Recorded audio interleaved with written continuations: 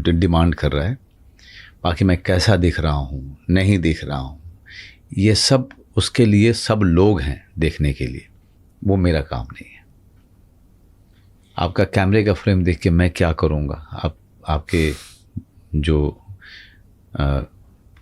Camera people हैं, they are experts, they exactly know what kind of frame they want for this podcast, right? Yes.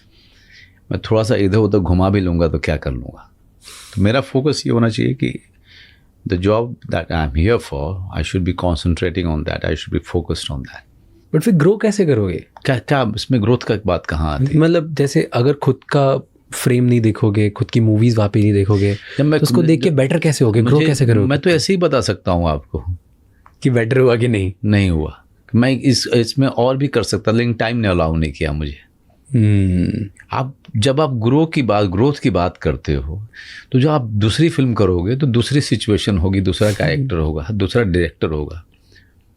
Whatever you learn by watching your own film, you are learning it only for that film कि अरे यार यहाँ पे ऐसे कर सकता था मैं। You're not learning for the next movie. This is interesting. The only thing you are learning that you should lose weight or you should gain some weight or you should take a haircut after this, right? आप क्या learn कर रहे हो फिर? आपकी learning जो है ना, वो फिल्म देख के नहीं होती है।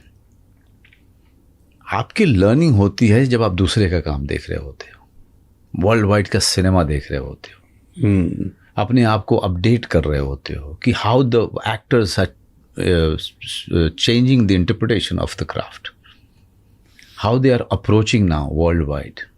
You keep updating yourself, you keep reading, not only the books but also the day-to-day happenings. Everything comes handy when you are preparing for a character. Yeah. Who do you like around the world? For जिसका काम देख के आप inspire होते हो और आपको लगता है ये बहुत बढ़िया। मैं बहुत सारे एक्टर्स से होता हूँ, बहुत सारे, मतलब एक दो का नाम लेके बाकियों के साथ में अन्याय क्यों करना है? बहुत सारे हैं, बहुत सारे। मेरे अब अपने देश में इतने सारे मेरे बात के लोग हैं जो मुझे बहुत इंस्पायर करते हैं। लड़कियां हैं बहुत सारी एक्ट्रेसेस, बहुत कमाल काम कर रही हैं। And I think not a single male actor is a patch on them. So many great talents, female talents are working today. I learn from them also. Learning के लिए तो आप यार किसी तरफ उठाओगे नजर तो आपको कोई ना कोई बेहतर मिलेगा। Talking about newer people, do you think looks and body matter? I really don't think it matters. So you feel कोई फर्क नहीं पड़ता कैसे भी हो? You should be honest about your job and that's all. मेरा एक क्वेश्चन होने वाला था अभी गैंग्स ऑफ वासेपुर के ऊपर, क्योंकि मैं बोलिए। ये मैंने पंकज सर से भी पूछा था एंड मैं ये अनुराग सर से भी पूछूंगा। I really like, what do you think कि क्या था गैंग्स ऑफ वासेपुर में जहाँ सब फट गए, सबके करियर्स वहाँ से बहुत पीक हुआ? या I wouldn't say careers probably, क्योंकि हमें ज़्यादा लोगों को पता नहीं होगा। पहली बार नहीं हुआ है राज, इसीलिए मैं आप चाहूँगा कि आप सत्या देखिए। सत्या के साथ भी यही हुआ था। अचानक से इतने सारे करियर बने थे, इतने सारे, और सिर्फ एक्टर्स ही नहीं, टेक्नीशियंस बहुत सारे मार्केट में आए थे। Satya was that game changer. And then second time हुआ था गैंग्स ऑफ वासेपुर में। क्या था उसमें ऐसा खास? क्या था? कुछ तो होगा, लाइक सब लोग साथ में आए, everybody is perform. And I think social media के बाद वो मूवी ज़्यादा, और OTT पे आने के बाद और ज़्यादा वायरल हो गई। खास तो यही था कि सबसे पहली बात की बहुत ही रूटेड फिल्म थी। बाकी जिस तरह से कहानी कही गई, जिस तरह से हर आदमी को ऐसा लगा कि वो कोई ना कोई कैरेक्टर है, तो हर आदमी के लिए को रिलेट करने के लिए कोई ना कोई कैरेक्टर था जो उस कहानी में था, उस फिल्म में था। और हर चीज़ ऐसा लगा जैसे कि देखी सुनी हुई है। ये हमारे बीच की कहानी है, हमारी गली की कहानी है, हमारी सोसाइटी की कहानी है। हर किसी को। जब आदमी उस हद तक जाके रिलेट करता है तभी उस तरह की सक्सेस मिलती है। या फिर आपको कमर्शियल फिल्मों में वो सक्सेस मिलती है उस तरह की फिल्म को जहाँ पे अचानक से दर्शकों को वो जिस हीरो की तलाश थी वो उनको मिल जाता है। और हर समय जो होता है ना अलग होता है। तो जिस टाइम पे पिछले जो समय था 20 साल पहले 25 साल पहले का, वो एस्पिरेशनल समय था। तो लोगों को आमिर खान शाहरुख खान मिले, एस्पिरेशनल चीज़ें पसंद, एस्पिरेशनल था हिंदुस्तान। आज हिंदुस्तान जो है वो उदास है। वो कहीं ना कहीं उसको लगता है कि उसके पास वो नहीं है जो उसे चाहिए था। तो वो उसके कारण वो आलू अर्जुन में देख रहा है, पुष्पा में देख रहा है, KGF में देख रहा है अपने आप को, अपना हीरो ढूंढ रहा है जो अंत में जीतता है। और शायद इसीलिए 12th फेल भी हिट होती है कि एक दिन मैं हिट ज़रूर सफल होऊंगा, कामयाबी मिलेगी मुझे। तो अभी संघर्ष फेस में चल रहा है, अभी हम लोग होपलेसनेस के स्टेज पे हैं। तो समाज हर दौर से गुजरता है और हर दौर में वो अपना एक हीरो ढूंढता है, अपनी कहानी ढूंढता है। इंटरेस्टिंग टेक कि जो कंट्री का सेंटिमेंट होता है उसी टेक पे वही टाइप की मूवीज चलती हैं। उसी जो मूवीज़ उस समय को अच्छे से रिफ्लेक्ट करती है और जो एक्टर उसको लीड कर रहा होता है वही लोग दर्शक उसी तरह के एक्टर्स, उसी तरह के स्टार्स, उसी तरह की कहानियाँ देखना पसंद करते हैं। डू यू फील बदलाव टाइप की मूवी थी? डू यू फील बदलाव टाइप की मूवी थी? बदला, हाँ, कि गलत हो बंदा देखिए ना, आम आदमी डरा हुआ है कि मुझे कि कभी भी मारा जा सकता है। उसका बच्चा, उसको अचानक से लगता है कि उसके बच्चे को जो है किडनैप कर लिया। मतलब हमेशा डरा हुआ है आदमी। लेकिन और इतने भारी भरकम लोगों के खिलाफ लड़ाई ले रखी है उसने और अंत में वो जीतता है। तो जो आम आदमी है उसमें अपने आप को देख रहा है कि अंत में जीत मेरी होगी, अंत में जीत मेरी होगी। मैं बड़े लोगों के सामने भी लड़ लूँगा। मैं लड़ रहा हूँ, इतने भयानक परिस्थिति से लड़ रहा हूँ, ऐसा लग रहा है इम्पॉसिबल है जीत पाना। लेकिन बंदा को देख के लगता है, 12th फेल को देख के लगता है कि भाई मैं जीतूंगा, अंत में जीतूंगा मैं ही। एक आशा, होप दिखाई देती है। एक बात बताओ, जब आप ऐसी रियल इंसिडेंट्स पे मूवी बनाते हो जो काफ़ी सेंसिटिव होती है और काफ़ी लार्ज पावर्स के साथ इन्वॉल्व होती है, डर लगता है कभी इसमें? देखिए, अगर इंटेंशन बहुत आपका सही होना चाहिए। अगर आप एजेंडा आपका मकसद है तो आप ज़रूर नाराज़ करने वाले हो।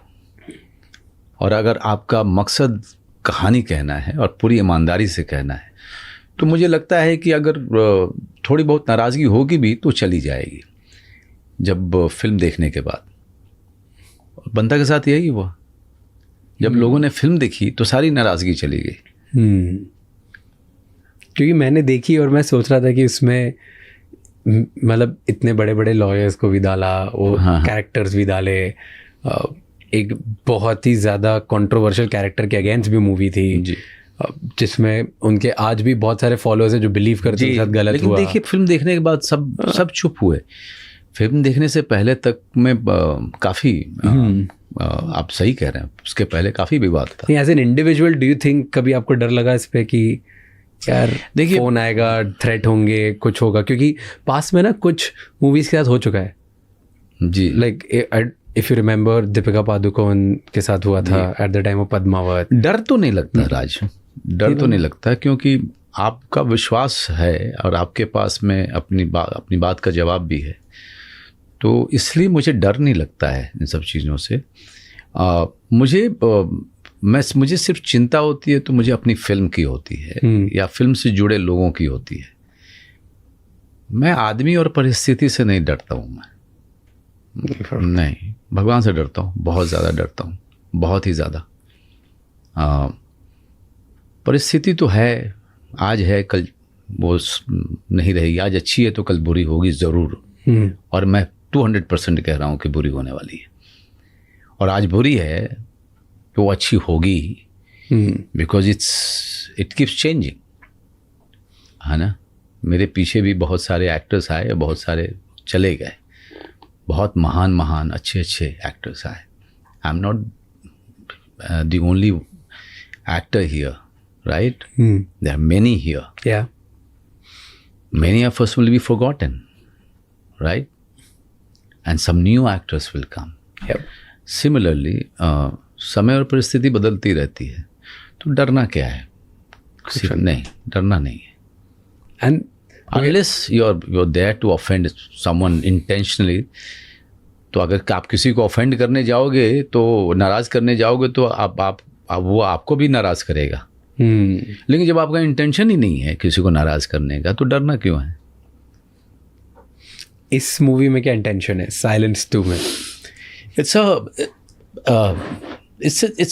The intention is to entertain people. Fun. With the intrigue, with the investigation process. Silence की सबसे बड़ी सुंदरता ये है कि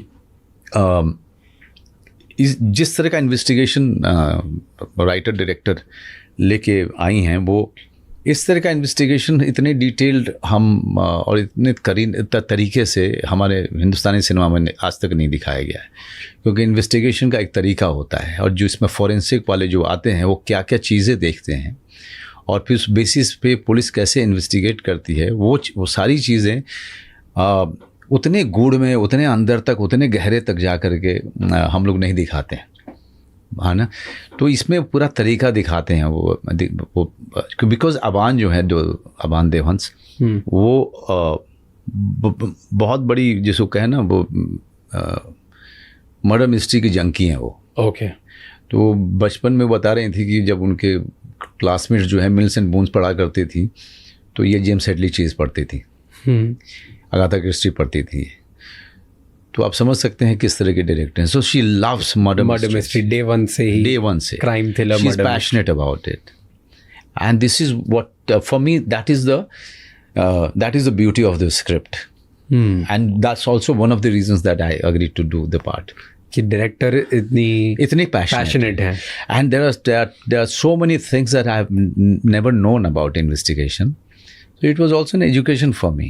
Now the challenge was to take all of that, understand it, and make it simple for the audience through your performance. So you loved it. You loved the challenge. I loved it. It is very difficult, just to say those lines.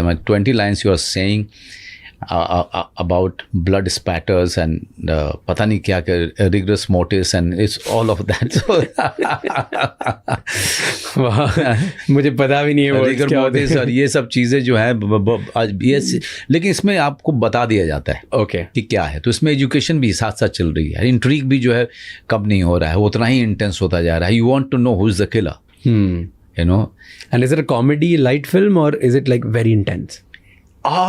It gets intense, but it gets light also. क्योंकि police department में जिस तरह से ये लोग आपस में interact करते हैं, उसमें कई बार आप हंस पड़ेंगे, क्योंकि जब इनका फ्रस्ट्रेशन होता है